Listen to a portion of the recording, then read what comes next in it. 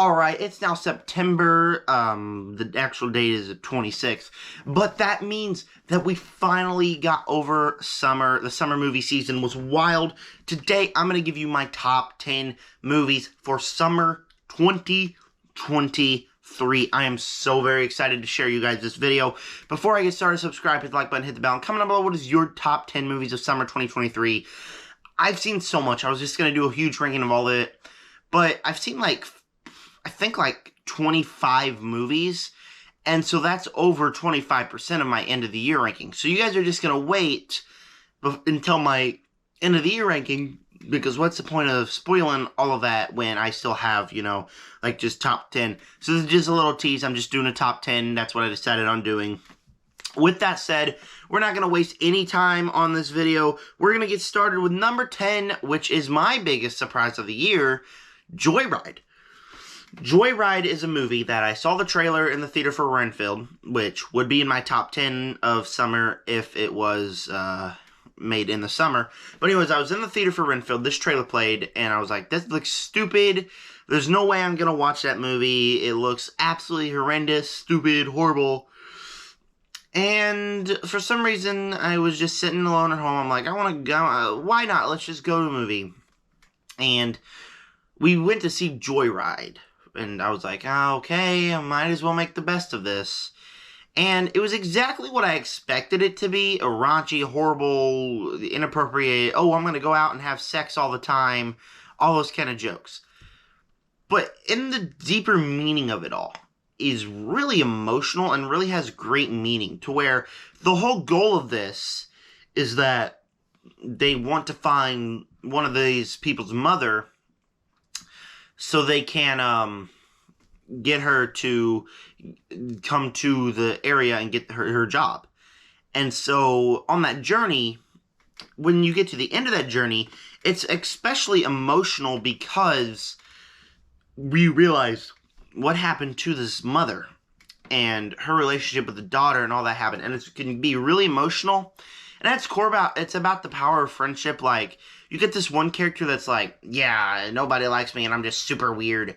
But at the core, they're super weird because they want attention, because they really just people just don't like them, and they just want attention from people. There's deeper meanings like that throughout this whole movie that I think just really fit well and really emotional. I almost cried while watching this movie, and I walked out of the theater thinking it's a heartfelt but really raunchy comedy. I don't think 45% of the humor does not land, because there's a whole scene in there where they go out and they screw the whole basketball team. Like that stuff's just really weird.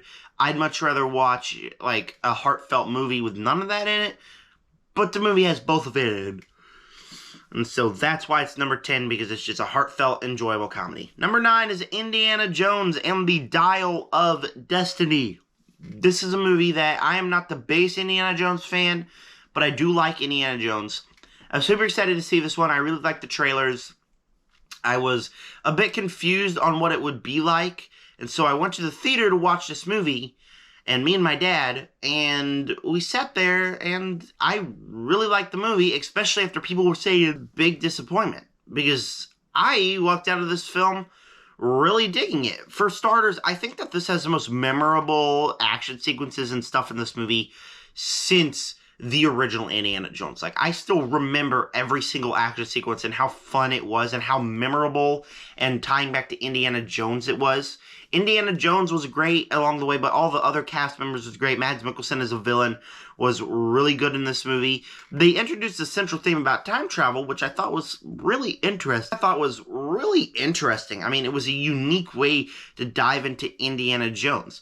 I mean, the third act, for me, had a lot of problems. I feel like it was maybe just a little bit too rushed and kind of thrown out of nowhere. It had some unique ideas, but it was just, really weird for me, and they almost made Indiana Jones do a terrible decision. But then we get to that final scene of the movie where he's with Marion, and, because the first Indiana Jones is such a classic action movie, I absolutely love this sequence, and I absolutely walked out of the theater saying this movie was amazing, mainly because of that last sequence. It was really heartfelt. really emotional in that last sequence, and really means a lot to Indiana Jones fans to have that sequence. The rest of the movie was fun. It was good. It was a nice adventure. Had a couple more plot lines than it should have just thrown into the last act. But it was a fine enough movie, capped off with the icing on the cake, that amazing final sequence. And I know a lot of you are going to get mad at me. We got Fast and Furious 10. I mean, Fast X if you want to be logical. But technically, it's called Fast and Furious 10. And so, personally, I kind of really dug this movie. I'm a big Fast and Furious fan. I think it's one of the best action movie franchises. I don't care what you guys say. The 9th film was not very good. The 8th film was okay. Those are the last two. So going into this one, me, as a diehard Fast and Furious fan, I was really, really nervous for this movie. I did not think that it would be that great. And so I walked into the movie, I sat down, and I absolutely loved it from beginning to end. It fixed a lot of things that Fast 9 did, which Fast and Furious 9 was just like, throwing so many plot lines, not enough action, a bunch of heartfelt moments. This movie had the villain being the son of the villain from one of the best movies, Fast 5. I think that is the best movie. So he has personal ties to this family, and it just makes him be a great villain. And played by Jason Momoa, made a great villain even better. I think he was an absolutely stud in this role. He was dangerous. The action sequences are fun and memorable. He, when that race sequence happened and the car blows up and he can't only save one, that final sequence was absolutely great. It has everything for a classic Fast and Furious movie. Epic race sequences, cars flying out of planes, fighting bad guys, gun sequences on bridges. All that to me was really great.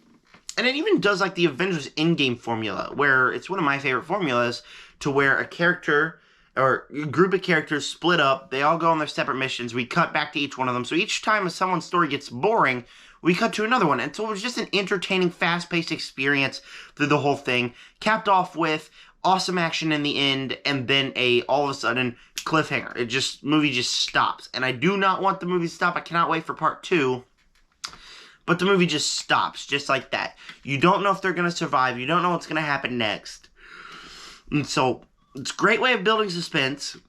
I really like the villain. I really like the action. It does a lot of things Fast and Furious right. For a diehard Fast and Furious fan, it should really work for me. And it really did. And now, I don't really get why a lot of you people who call yourself early Fast and Furious fans don't like this movie. Because this reminds me the most of the great era of films. Fast and Furious 5, 6, and 7. I feel like those are the 3 premiere movies, and I don't know why you guys don't think this one should belong in there, because I definitely do. It's definitely my top 4 of the franchise. I love this movie. 7th place, we got The Flash. And another real controversial one, because a lot of you, especially on Twitter, do not like this movie. Me, I really liked it. Despite, like, Indiana Jones fever, where the third act was really, really messy for me. But there were a lot of problems there. The rest of the movie is just absolutely great. It proves that superhero movies, especially DC movies, don't have to be just action and end-of-the-world action and all that fighting. Because the first half of the movie barely has any action. There's maybe like one action sequence in the beginning. It's mainly held up by Ezra Miller, who's a terrible person, but a great actor, by the way. It's held up by Ezra Miller doing a great job in this role, playing 2 people. He has great chemistry with himself. He makes you laugh. It also has, Michael Keaton's Batman's back, Sasha Calle's Supergirl, some just awesome sequences to where you're just having a lot of fun watching old Flash, the Flash's experience, go into the new timeline with his younger self and finding out the new thing, and then when Zod attacks, all that is super fun. Going to find Michael Keaton, it's all just an absolute blast. And I went with my best friend, and we both had an absolute blast with the movie. Then the icing on the cake, the action in the final act, where they're fighting, the CGI is not the greatest, but I never had a problem with it, and it looks like a cool fight. It's a cool fight, and there's some unique ideas. Even though it's a bit controversial, it's a bit confusing, I definitely do think that this final act was really cool, and had some great action. And then the final area, just like Indiana Jones, you get to where he has to learn to let his mom go, and he sees his mom one last time. And it's emotional, and it's heartfelt, and it just has all these great sequences in it, to where I think that The Flash is one of the best DC movies ever since James Gunn came on DC and he's promoting these movies as the best ever. I really liked them. Call me what you want, I don't care, but I think that this was another great movie. And thinking upon it, he hasn't really said much about Aquaman 2, so I'm really nervous for that one. But I really, really like this movie. Takes place, the new Teenage Mutant Ninja Turtles movie, Mutant Mayhem. This has so many good things about it. The action, the emotion, the way it's animated is just so cool to me. I feel like it has a great animation style to where it's kind of like Spider-Verse and Puss in Boots and all that new style. But it also adds in a bit of watercolor, so it looks dirty and nasty, but it's just got a cool feel to it. And it's all just really cool to me, the way that it was animated. On top of that, it's a true Teenage Mutant Ninja Turtles movie to where you get all their villains. Their villains are in here. The lore's here. The way Shredder's introduced at the end of the movie is absolutely great. There's just so many cool things for a Ninja Turtles movie. And having the Turtles be teenagers finally. I never hated the Teenage Mutant Ninja Turtles before. I think they were great. But this movie adds a whole new level with them actually being teenagers. Their interactions with each other. They're all great, especially for the voice actors being teenagers. And the rest of the voice cast is great. Jackie Chan as Master Splinter. Voice casting we did not know we needed. Ice Cube as the main villain. I forget his name. Casting we didn't... Superfly, that's his name. Casting we didn't know we needed. It was all great. And the voice cast was absolutely phenomenal and amazing. And on top of that, the animation, like I said, the action's great. There is a bit in the third act where I feel like it starts to rush some pretty important character arcs for me. But it soon finds itself flying back on track, getting back in here, and really kind of just mending itself. There were, especially with like the milking plot, I feel like that was just thrown in there at the end. And like Splinter's character arc gets a bit rushed, like I said, but it kind of just gets back in there with an emotional final act that I feel like really, really works in this movie. And so it's just a solid Teenage Mutant Ninja Turtles movie, and I cannot wait to go back to this franchise for more. Right now we got Dead Reckoning, Mission Impossible, Dead Reckoning Part 1. And this is a movie for me that's not the best Mission Impossible movie. There are definitely better Mission Impossible movies. But this was just a cool movie and very intense to go to the theaters with. Me and the girl I was with, we were both pretty much holding our breaths and hanging on the edge of our seat like this the whole movie. We were so nervous for each of these characters. When people started to die, it's great. The action in this movie was great. It's just all really cool. And for a Mission Impossible movie, it just has some cool sequences to where even from like the very beginning with Ethan Hunt and the airport sequence, and then we keep moving on, and then we get Ethan Hunt and the just all these other cool sequences that are really great, and it heads to the final, not the final, it heads to the finale in just such a great way to where the finale is just absolutely great to watch, and it's very intense, and it pulls everything a Mission Impossible movie should. The villain is great. You know that he will just randomly kill people, and when people die, you feel it. You feel the emotions. I feel like that really worked in this movie. The AI plot, I don't hate on it. I kind of like the AI plot. I just think that this was a really cool Mission Impossible movie. Here's some viewer discretion because it's not one of my favorite Mission Impossible movies. In fact, it's pretty low down on the list. I love the Mission Impossible franchise. I like every single one of these movies, but it's pretty low down on the list, mainly for some reasons, being like, number one, it throws too many characters in here. Like, there's characters searching for Ethan from the FBI, from the Mission Impossible team, from the bad guys team, and so every time you see these characters, you're like, okay, who do they work for? Let's rack our brains, let's rack our veins. And there's always too much stuff going on. Like, bigger does not equal better, and this movie is definitely bigger than a lot of them being. And so also, I feel like it should have had a whole nother sequence left to fully cap it out. This is not like Spider-Verse or Fast X, where I feel like it should have ended there. This movie should have kept going on and on, I think. And so, yeah, I really did love this movie. I really thought it did a lot right. It's just not one of my favorite Mission Impossible movies. A lot of other Mission Impossible movies have done it better. But it's hard because this is a great franchise and a franchise I love. And this is another solid movie in this franchise. Mission Impossible Dead Reckoning Part 1 is a good movie for me. Then we got Nimona. And has many people heard of Nimona? I don't think so, because this was all over Twitter for like the week it dropped, and then it just kind of disappeared, just like a lot of things Netflix does. Do not sleep on Nimona. It is good, good. I watched this movie because I was like, yeah, people said it's good, I might as well. And I really like the premise. I really like the cast. The animation is like the Spider-Verse style, but it's a little different, but it's like the Spider-Verse style. It's really cool to look at. It's very funny. It's a very funny movie. But the emotions are what hit hard and heavy here. During the final act of the film, you revealed something about our main character, Nimona. And it just hits you hard when you realize that she's the monster shapeshifter and was friends with the princess, and the princess just betrayed her because no one can accept her for who she is. It's emotional, it's very sad, and it very much works with this movie. And I was sitting there and I was like, oh wow, that is just absolutely sad. And I feel like it just does that so well. Combined with the comedy, the action, the fun premise. I really like the premise of the Knights, and you gotta be into the Knights, and it's a murder mystery kind of way. I just really think that this movie really, really, really works for me. It's a big surprise on Netflix. I definitely think you should go check it out. I would definitely watch it again. I've seen it twice already. I watched it again with my mom, and so definitely would watch it again. It's a very fun movie. Third place, Blue Beetle. And this is the newest DC movie and probably my favorite DC movie since The Suicide Squad. In fact, this is the best DCEU movie since The Suicide Squad. That's how much I absolutely love this movie. And that's crazy because Suicide Squad is great. This movie was great. I mean, starting off with the beginning of the movie, the positives. The movie is good from the very beginning on, but it just always misses something. And you know how I say that superhero movies don't actually always need action? It would have been nice to have a couple more sequences with the Blue Beetle suit. It would have been cool. And so I felt myself missing that through the whole movie. And even like heading into the final act, I was like, yeah, this is a good movie, but I'm not sure what I think about it. And all of a sudden, it just picks up speed. The dad dies. It's emotional. I start crying. Everybody starts crying.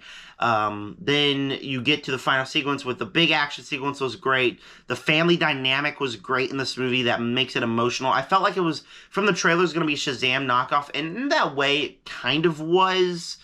But at the same time, it wasn't really a Shazam knockoff because it has this other level of emotions to it that I feel like really, really work in this movie, and absolutely shocked by how good this was left off. Even like the action and the ending was absolutely phenomenal. And you know how what I say, the movie did not need all that action, but this movie really did, and it really picked it up in the action.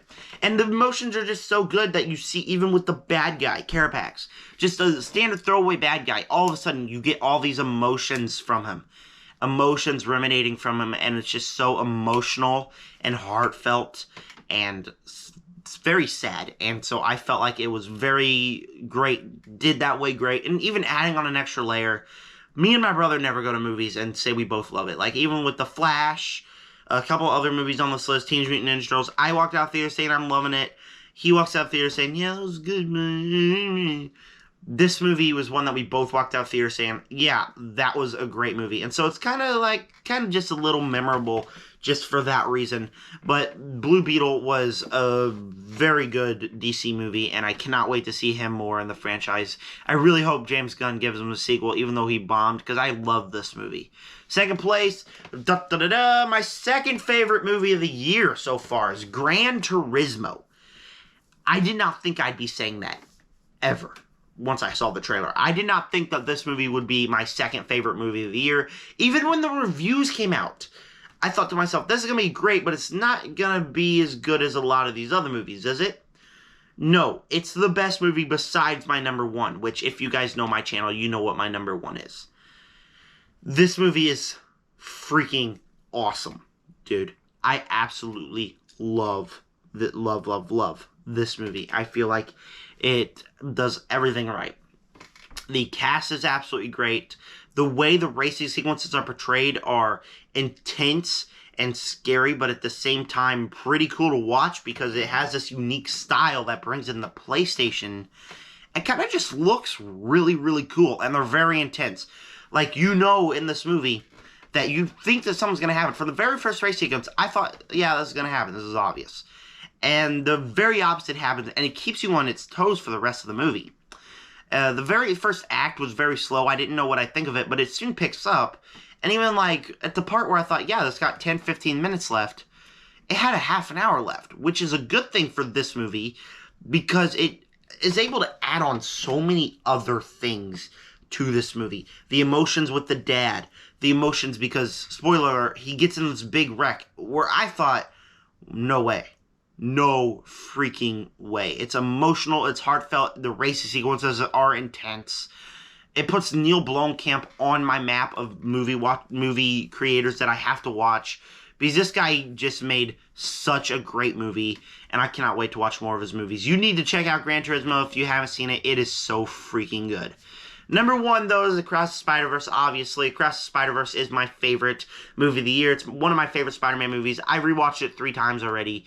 I absolutely love this movie. It has all the best Spider-Man sequences to where Spider-Man and Gwen, and it proves why Spider-Man, it's deep dives into what makes Spider-Man tick. Thinking he can save everybody when you know that there's canon events. Stuff has to happen. And so you feel the intensity of that, but you know it has to happen. So you don't know what's going to happen.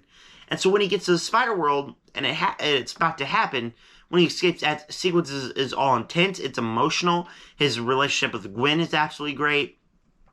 And then the final twist, man, it again proves why it's so good. Because you get there and you think, you know, oh no, he's going to tell his mom. And then she's like, I don't know who that is. And it's just completely reverses your thoughts. And it's very intense. And it gets me chills every time I watch this sequence. And then even like the action in this movie, the animation is absolutely great. The villain Spot is great. I just love how this movie is not like an end-of-the-world threat. There's potential for Spot to be an end-of-the-world threat villain, and you feel that in the beginning, but it soon turns into, no, I gotta stop Spot because he's gonna kill my dad. And it's just awesome and intense and sad, and it's just so great. And I absolutely love this movie. It's never gonna change from Spot 1 of the year. Gran Turismo is great too. You need to check out all these movies you haven't. You should have seen Across Spider-Verse already, right? I mean, it's just that good. But that was my top 10 summer 2023 movies. Thank you guys so much for clicking on this video. My next video will be Breaking Bad Season 4 review. I already finished Season 5. Oh my gosh. I'm so happy. But thank you guys for clicking on this video. With that, subscribe to join the Nerd Army. Peace out.